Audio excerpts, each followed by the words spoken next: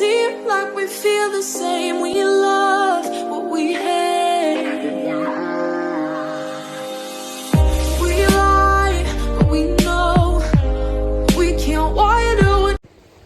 How to understand that in this life journey, we cannot direct the winds, but we can adjust the sails in our life journey. This is Yundel. Thank you for dropping here in my channel today, and I am sharing with you understanding that in this life journey, we cannot direct the winds that comes in our way, but we can adjust the sails. This is just a share from my own reading and of course from my own life experiences. To understand this, it needs a lot of maturity.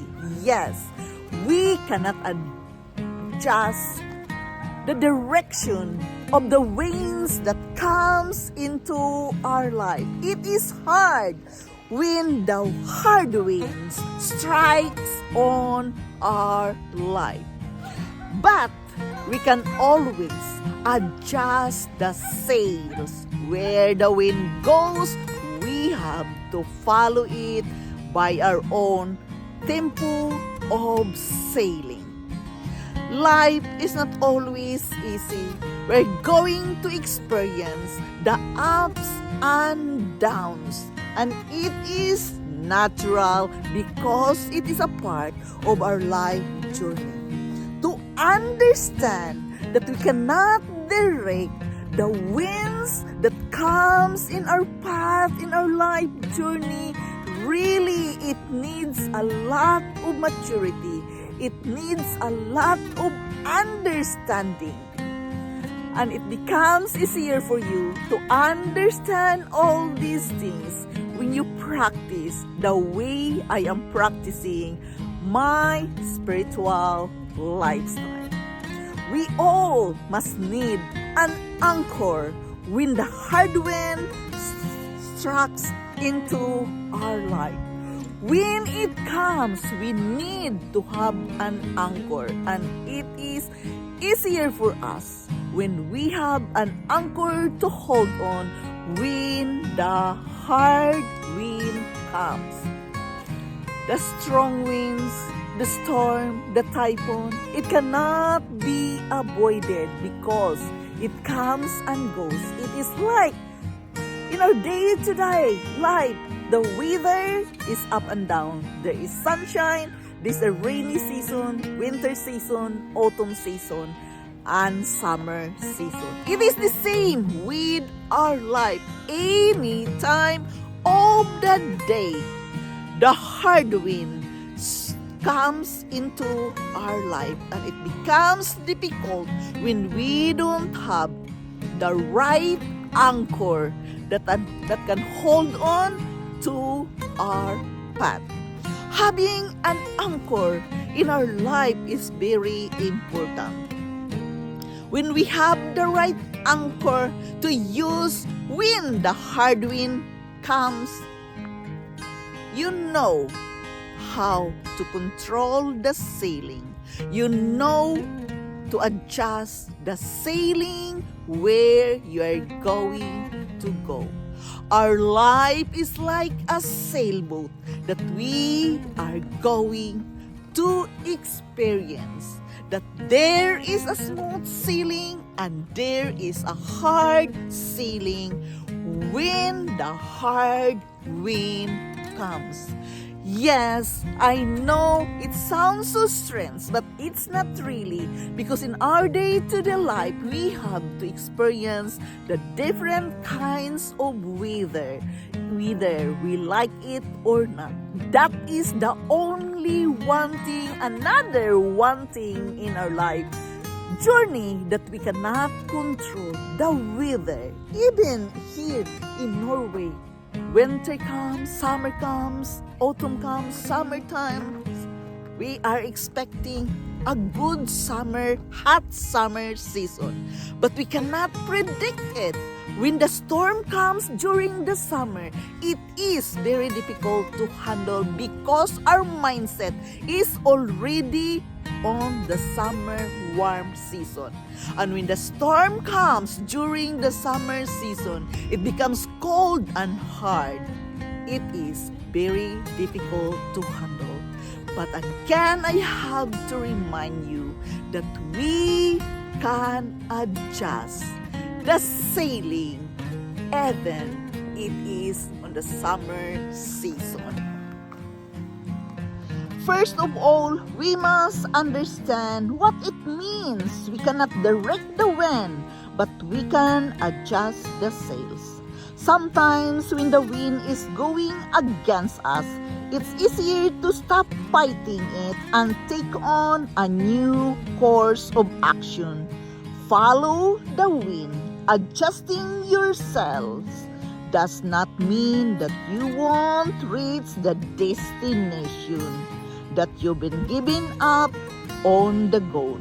It simply means you've taken an alternate route to get to where you are going. We cannot adjust or direct the wind, but we can adjust the sails in our life. Even sometimes when the wind is going against us, it's easier to stop fighting it and take a new course of action. Always remember to follow the wind when you are sailing in this life journey. Adjusting your sail does not mean that you cannot reach your destination, but always understand that you are just taking a longer road to where you are going. It is the set of the sails, not the direction of the wind, that determines which way we go. When things happen that are challenges in life, we can take a step and adjust our sail to modify the circumstances in our behalf for the better.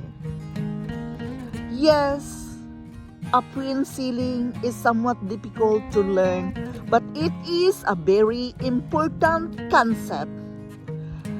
Like a sailboat. A sailboat cannot sail directly into the wind, yet it can be moved in an upwind direction. It is hard when we are struggling of something in this life journey, but we have to understand that it is very insightful.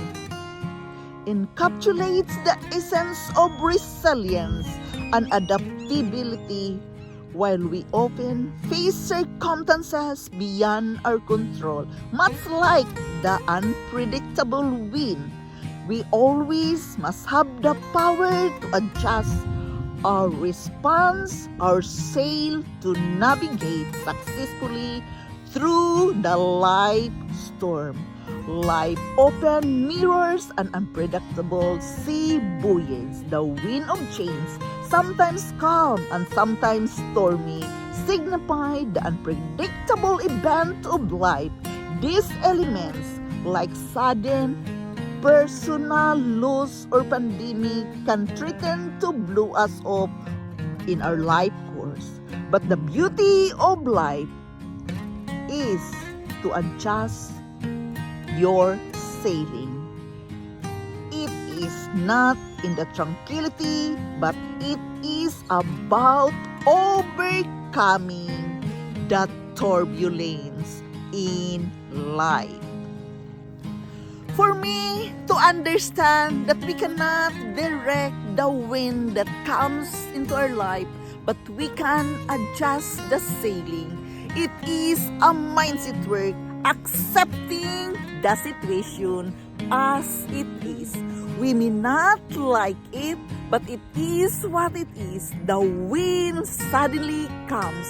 The hard wind of the storm suddenly comes in our life without our control.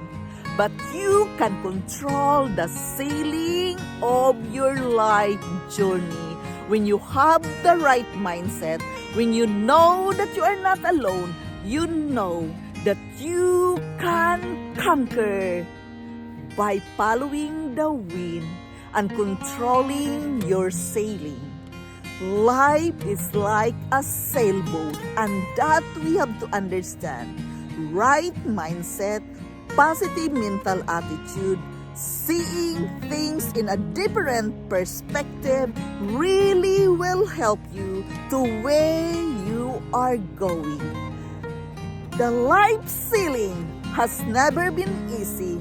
It is you who will decide what course you are going to go on when you are sailing your own sailboat of life. This is Yundan. Thank you for listening. Thank you for dropping here in my channel. I am very grateful to each and every one of you supporting me here in my life journey.